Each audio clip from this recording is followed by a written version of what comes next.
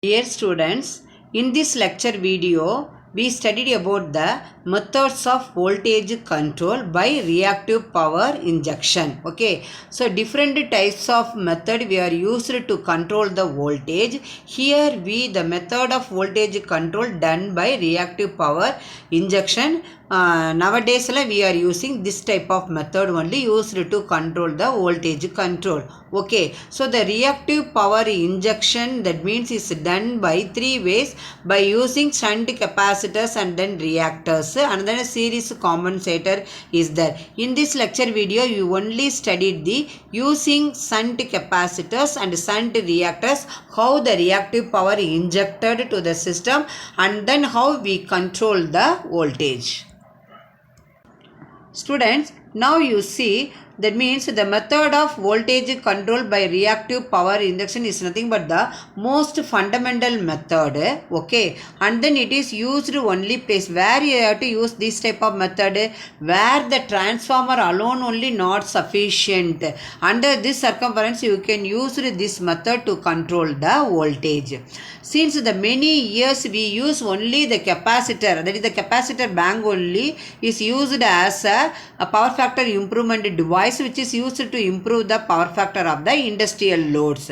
So nowadays the injection of reactive power is required for the power factor improvement. Okay, so we can see initially the load. The load consists of both real power and reactive power. We are considering real power P1, the unit is kilowatt. The power factor is lagging power factor, which is denoted by cos pi 1. Now the kVA. Okay, so I already told you that is the power triangle. Okay, this is kilowatt, that is P, and then kVAR, that is Q, and then this is hypotenuse is kVA. The angle is pi. Okay, so therefore the cos pi, that is equal to P, that is the real power divided by apparent power S only. That is, so therefore S equal to P divided by the power factor cos pi. The same logic I applied here. P1 divided by cos pi 1. Now the power factor is improved from cos pi 1 to pi 2 because of we are using the reactive power injection for power factor improvement. Now the new kVA is equal to P1 divided by cos pi 1. Okay, now the reactive power. How to calculate the reactive power kVAR? Now you see the power triangle. Okay, this is the angle pi. That is the adjacent side, that means P, opposite side is Q, and then the hypotenuse is S. Okay, now you can write the formula from the power triangle. Cos pi is equal to, that means adjacent side by, that is hypotenuse, P divided by S only. Similarly, sin pi is equal to, that is the opposite side Q divided by hypotenuse S. Now we calculate the tan pi. Okay, tan is nothing but sin by cos. Sin means Q divided by S divided by P divided by S. S cancel. Finally we are getting Q divided by P equal to tan pi. So therefore the Q equal to P into tan pi. This logic we have to apply it here. Okay, the unit of reactive power kVAR. So therefore P1 into tan pi 1 minus P1 into tan pi 2, that is a kilovolt ampere reactive unit. Okay, now what is the question is, why the power factor is to be improved? Then if the power is transmitted at unity power, not unity power factor. Okay, it's not, the power factor is not a unity, and then the power factor improvement is, if we are not improve the power factor, means what happened? That means the high voltage consumers, that is HT service consumers, consume more, that means reactive power. So they paid several thousands of the amount to the electricity board, that is the supplier paid the several thousands of the amount to the that means that is the consumer paid the several thousands of the rupees to the supplier, that is electricity board. That's why to avoid this, okay, we can improve the power factor, as well as the power factor never equal to unity. Okay, that's why non-unity power factor only. Okay, so the voltage drop mainly depends on the reactive power Q. So the load angle denoted by delta. The delta is the load angle.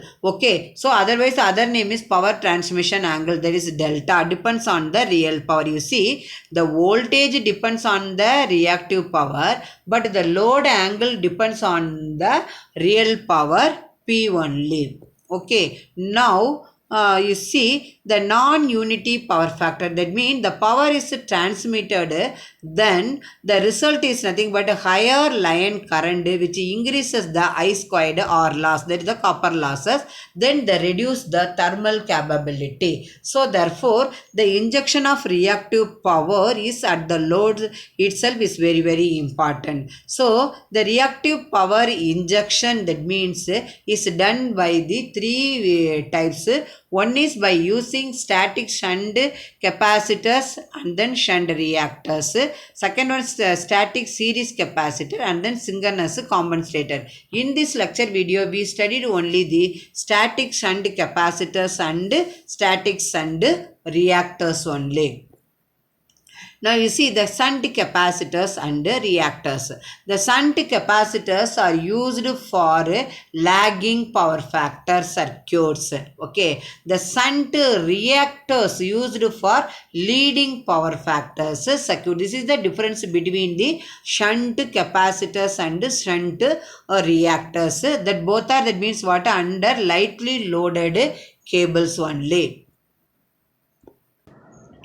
In both cases, either we are using shunt capacitors or shunt reactors. Okay, in both cases, so they effect to supply the required amount of the reactive power to maintain the voltage. So based on shunt capacitors means what, that it is generate reactive power. Then shunt reactor means what, it that means absorb the reactive power. In any both cases, but the effect is to supply the required amount of the reactive power to maintaining the voltage. The capacitors are connected either to the bus bar or to the tertiary winding of the main transformer. Tertiary winding is nothing but the third winding. Three winding is the primary winding, secondary winding, and then tertiary winding. Okay, so therefore the capacitors are connected, that means either directly to the bus bar or directly to the tertiary winding of the main transformer, and that means the capacitors are distributed along the transmission line to minimize the losses and voltage drop. Losses means I squared R losses and I squared X losses. Then you can minimize the voltage drop also. Now the continuation of shunt capacitors and then shunt reactors.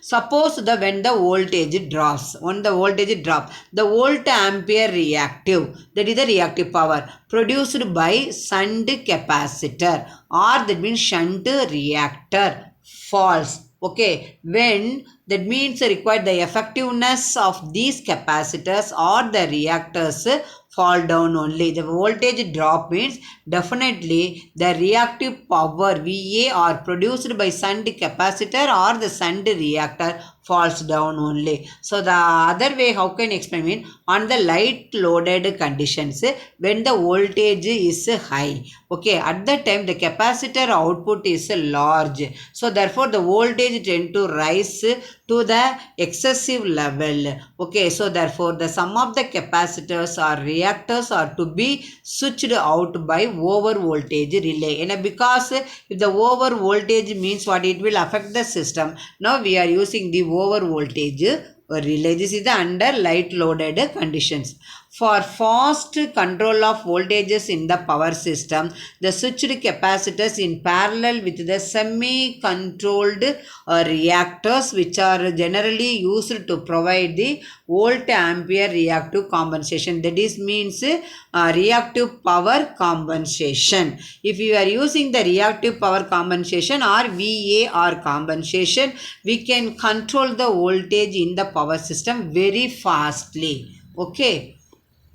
Now you see the circuit diagram. Okay, so the figure A represents the system diagram, the figure B represents the phasor diagram. The both are is nothing but EHV means extra high voltage, E for extra high voltage line, connected to weak system. Okay, this is the weak system. This is the weak source. This is the sending end voltage. ER is the receiving end voltage. This is the extra high voltage transmission line. This is the system diagram. And then the phasor diagram you can see, that means you can take the voltage. That means that is the weak system voltage, sending end voltage, and then the receiving end voltage, all are in phase only, but the current, that means is exact 90-degree phase opposition, that is the inductive only. Inductive means 90-degree phase. So this is the phasor diagram of extra high voltage line connected to the weak system. Now you see the diagram represents the line and bus connected extra high voltage reactors. Okay, so this is the weak system, this is the strong system. Then the here three reactants is there. XR1 is nothing but the permanently line connected reactor. This is the permanent connected. The XR2 is the permanently line connected reactor. XR1 and XR3 is nothing but the switchable bus connected reactor. That's why this diagram represents lion. This is the lion and bus connected reactor, means XR1 and XR3. These two reactants is called as a bus connected extra high voltage reactors. Okay. Now you see, this is the line and transformer connected reactors. Okay, how the capacitor, the reactors connected in the power system, and then how to the reactive power injected, how to you can control the voltage. That's why I different diagram. In this diagram, line and transformer connected reactors. You see, this is the line connected transformer. Okay, this is the transformer. Here also XR1 and XR3 is the switchable reactors connected to the tertiary winding of the transformer. Tertiary winding means what? Here three circle is there. Now this one circle, another circle. This is the third one. Third one is the delta. Okay, primary, secondary. This is the third winding.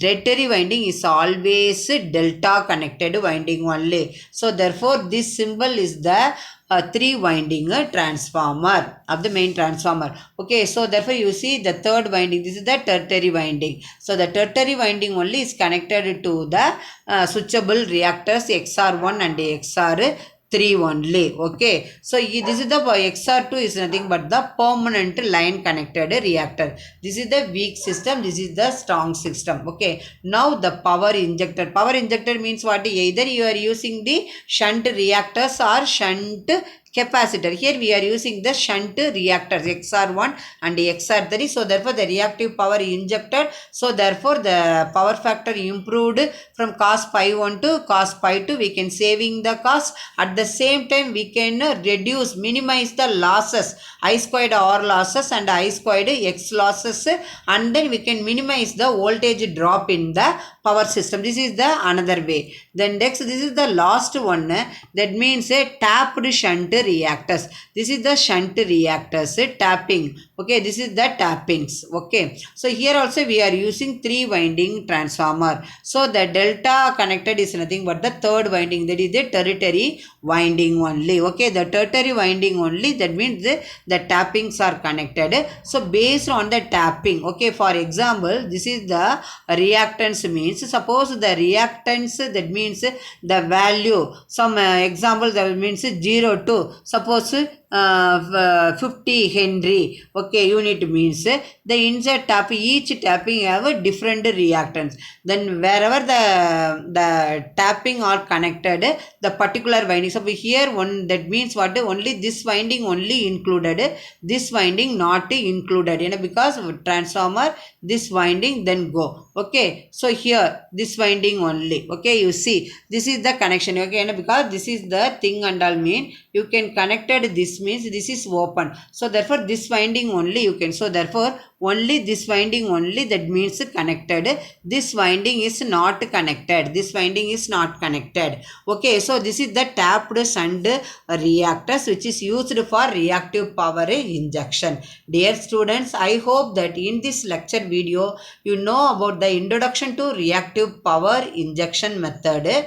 From this and how we can control the voltage, control. And then what are the different types of reactive power injection method? Adil, the first one is the static shunt capacitor and reactor, first method. Second method is the static, that means static series capacitors. Another one is static synchronous compensator. In this lecture video, we only study about the static shunt capacitor and reactors. Both are used and then inject the reactive power. From this way, we have to minimize the voltage drop and then minimize the losses. Thank you, student, for watching this video.